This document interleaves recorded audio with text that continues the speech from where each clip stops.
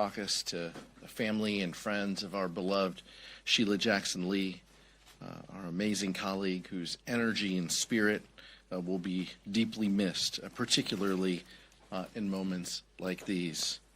The caucus paid tribute to Sheila. We heard from a number of members and played a video.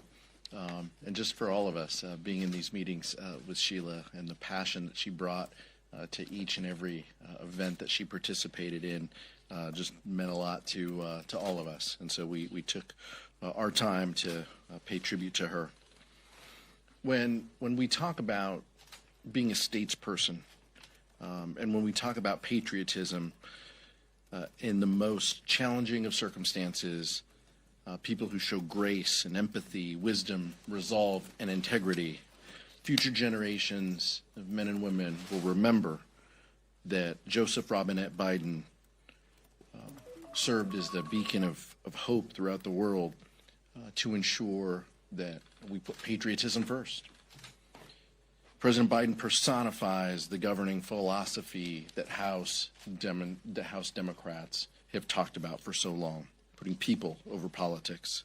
His decision highlights the reality that everything is on the line in this election because of the threat of Donald Trump and the Trump Project 2025.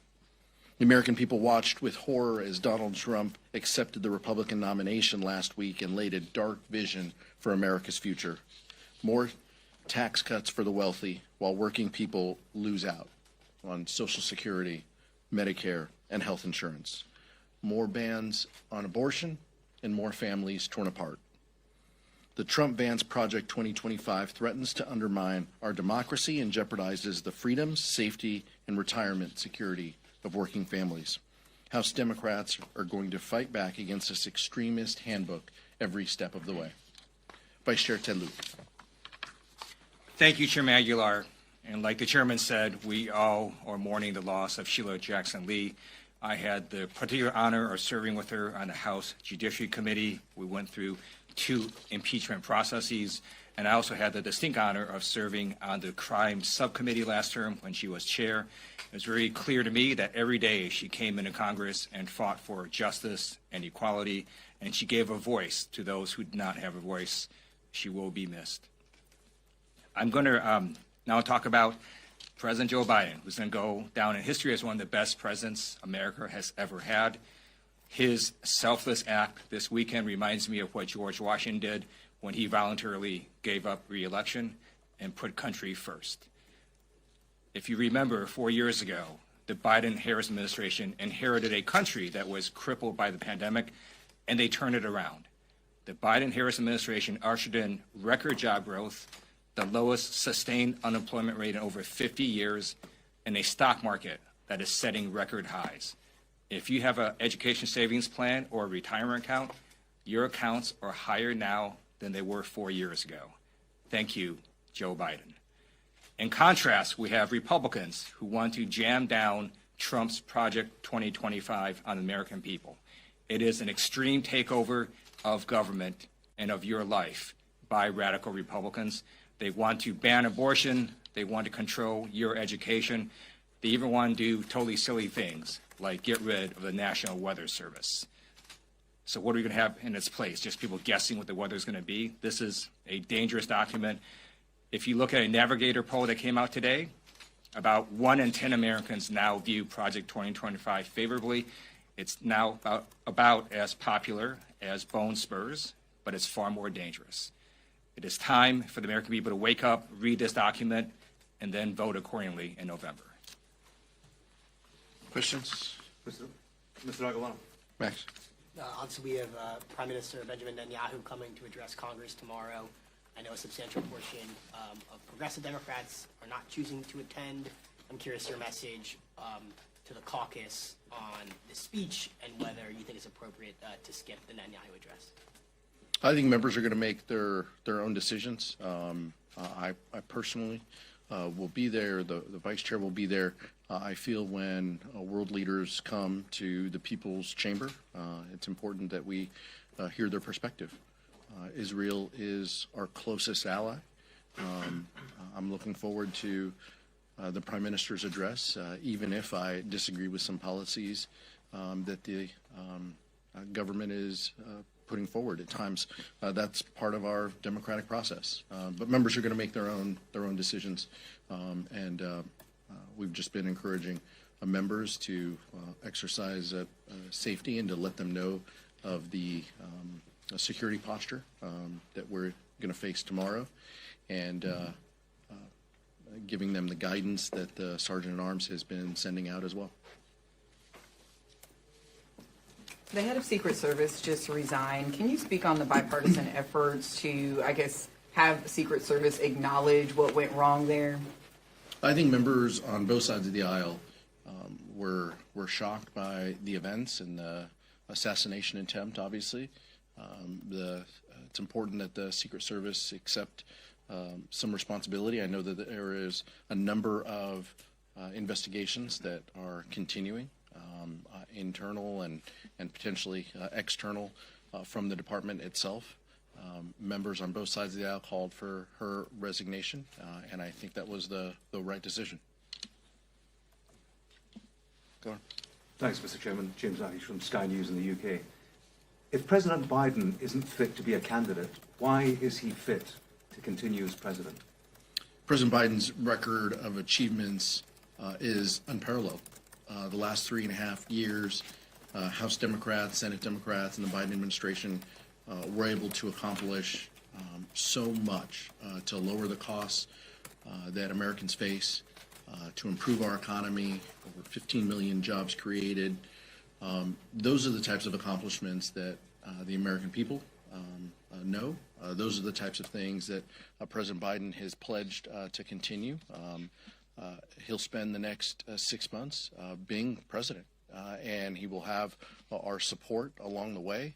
We are partners in this progress, and I think history will show that his achievements are just absolutely unparalleled. And for those of us who have spent time with him, we're going to soak up everything we can, the knowledge, the experience, the wisdom that he brings to that office, the good judgment.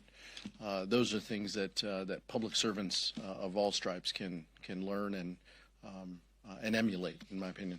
But are you confident that he is fit to be president for the next 6 months, sir? You know how you have pro athletes, like a quarterback takes a team that's like 4 years ago not doing well, and then now takes them to having a winning victory and says, you know, I'm going to retire next year. Doesn't mean that quarterback can't play this year. And if you look at the record of Joe Biden, as the chairman said, he's done amazing things for our country. But you know who is not fit? Donald Trump. He is the oldest person running for president ever.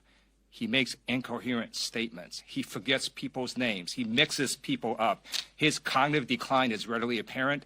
Donald Trump should pass the torch and withdraw from the race. But sir, a quarterback who can't play with respect. You know, I always find it interesting Joe Biden when the is the vice. leader of the free world. I always find it interesting when the vice chair talks about football. As a struggling Browns fan, I know it's incredibly difficult for him during these hard times. Mike. Thank you, Mr. Chair. The House Rules Committee is going to meet later on this afternoon to prepare a resolution on the administration's border policy and condemning Kamala Harris as the quote borders are. There's also talk of the House Republican leadership bringing a bill to call on Kamala Harris to invoke the 25th Amendment. With everything going on, the BB speech, the appropriations process, what's your take on these measures being under consideration? My take is Republicans are flailing. They have no agenda that helps the American public. That is incredibly clear. They can't pass appropriations bills. They're pulling bills off of the floor. We'll see what happens with the schedule next week. But the chaos and confusion that has been the hallmark of this Congress is because of House Republicans. And so this is just a continuation of those efforts. They are clearly just flailing and trying to do anything they can to inject themselves into presidential politics and to carry water for the former president. That's all this is about, is his love and affection, and they are just stepping over themselves to try to help him. But let's be very clear that there was no border czar. Kamala Harris's role was to engage in multilateral discussions with our Latin American countries. The numbers speak for themselves on where we are with border crossings. We are in a much better position than we have in the past. Kamala Harris has been a leader in this administration in so many ways, and efforts by House Republicans to carry the water of Donald Trump are just laughable and unserious. To follow up on that, though, the reduction in numbers at the border we're seeing now, is that a result of those multilateral talks that you worked on with our partners in Latin America and South America, or is that because of the executive actions the president took to tighten up access at the border? I think it can be both and, but it's clear that the Latin American countries, the Northern Triangle countries, those numbers have significantly diminished. That is factual. There are many countries, many individuals from countries around the globe who find their way to declare asylum at the southern border, but the particular percentage among those Northern Triangle countries has been diminished. Those are just the facts. There's also probably several dozen members of the House Democratic Caucus at this point who have not taken the additional step of endorsing Harris as the new presidential nominee. Can you speak to how, what the thinking is within the party at this point, and is there enough of an open process for people who do not necessarily think that Harris should be the nominee? Vice President Harris will be the Democratic nominee for president. Whether people put it in a press release or not, that is going to happen. She's locked up the delegates and the support. We look forward to helping and being a partner in this process with her. I know the vice chair and I have had conversations with her. As a Californian, there's a lot of pride among us as well. We look forward to her officially securing the nomination and the next 105 days ahead. Hi there, Bo Erickson with Reuters. On the bipartisan task force announced today on the Secret Service, can you give a timeline at all about when members will be appointed and when the public should see those recommendations from you? I believe that to answer the second part of the question, I believe the resolution or the document we vote on will talk about a date, but I'd refer you to that document in the Speaker's office and the Leader's office as to the timing of the appointments. Go ahead, Nicole. Thanks, Mr. Chair. The president will address the nation tomorrow from the Oval Office, kind of about the path forward. What do you want to hear from him? And also, since both of you are members of the California delegation, can you speak specifically to the role that the Speaker Emerita played in this process, in this transition between the president and vice president, and whether or not that was a factor in how this all ultimately played out? I can't speak to that. I'm not privy to those conversations, but I can tell you that as Californians, we have immense pride in the vice president. Many of us have supported her, if not all of us have supported her candidacy and her stepping forward. We look forward to working with her over the next 100 days. This is going to be a sprint. What we want to see the president, look, the president's patriotism is unmatched, as the vice chair mentioned and as I mentioned at the top. I expect that the president will talk about the work that we have done together, but how this is unfinished. We still are working to lower costs that Americans have. We still have things that we need to accomplish in child care and in housing, things looking forward in the next few years. But within this next 6 months of the administration, there's a lot of work to do. And the president is going to do that hard work. And all of us are going to play a role in that. We're also going to do some politics outside of this building. But the work that remains is what's going to focus Joe Biden, and it's going to build on the legacy that he has put forward over the last 3.5 years, and we're all looking forward to that. I don't have any knowledge of Speaker Pelosi's talks with the president or his advisors. On President Biden's address tomorrow, I believe he'll remind America what it was like 4 years ago, where there were bread lines. And under the Trump administration, you had government shutdowns, you had schools that were closed, you had people that were getting sick, and you had a former president that grossly mishandled the pandemic. And under the Biden administration, you got shots into people's arms, you have schools reopening, you have an economy that is now starting to roar again, and I think that's what President Biden is going to talk about, and also with their work ahead and how we continue on the progress that the Biden-Harris administration has made these last 3.5 years. Question. Thank you. How long would you say that you've had thoughts that President Biden might not be the best person to lead your ticket in November? What was the question? How long have I? How long have you had thoughts that he might not be best suited to lead in November at the top of your ticket? Look, I think as House Democratic leaders, our job first and foremost was to listen to our members. You saw, you folks reported on those members who put out statements, indicating their thoughts. Our job was to have a number of conversations with those individuals who express their opinions publicly and those who express their opinions privately, and to convey that to the leader and to members of the administration's team. The focus and objective of every single member that we talked to, though, was the same. We have to stop Donald Trump. We have to stop this Trump Project 2025. We need to ensure that they don't carry forward a national abortion ban, that they don't end contraception care, that they don't repeal the Affordable Care Act. Those are the things that kept Democrats together. But we did our jobs as Democratic leaders to convey those the thoughts, the feelings of our colleagues to the leadership team as well as to the White House.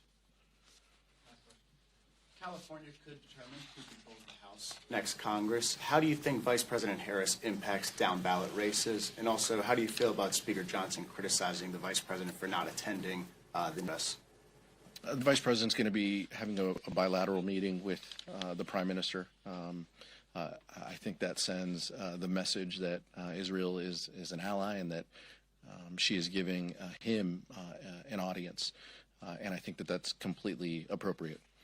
California will play a significant role in this political year. The Vice Chair and I have said that for the last year and a half.